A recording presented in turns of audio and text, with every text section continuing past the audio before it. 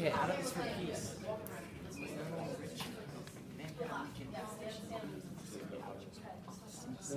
Oh, God. You ready? Awesome. Okay.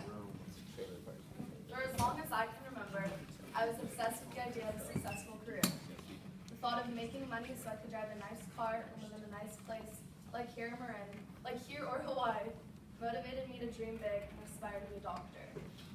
But as I have matured, I have realized that as appealing as a successful career sounds, going through nearly a decade more of school isn't something that would truly make me happy. I've heard from a numerous amount of people that your 20s are the best years of your life. It's you versus the world. It's a time to travel and experience life and primarily find your passion. If you were to ask me a year ago what my passion would be, it would be medicine without a doubt.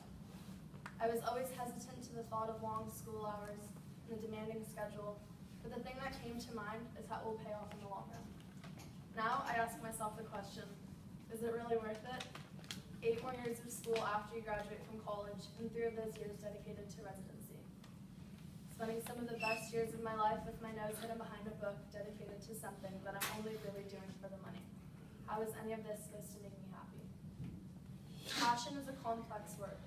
It is commonly described as a strong sense of emotion, but there is no limit on the emotion or reason at hand.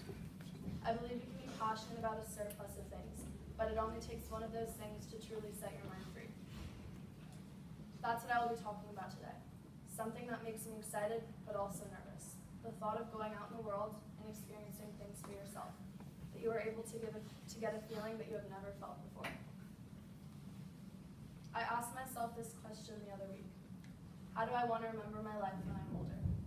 It is a very broad question to consider, but it got me thinking.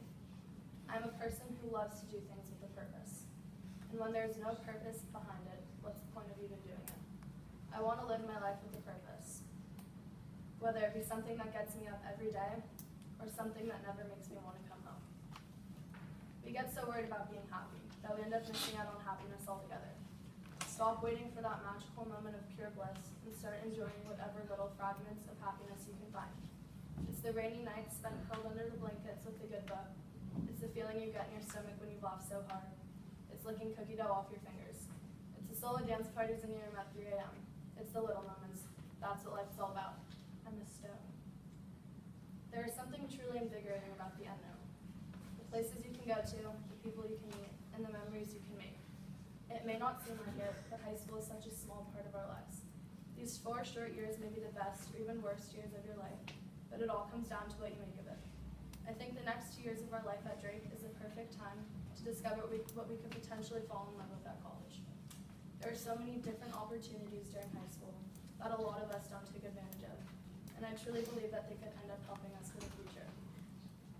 So start now. Start finding yourself and finding your passion. That one thing that gets you up in the morning and never makes you want to come home. The special thing that makes you tick, because when we graduate, life begins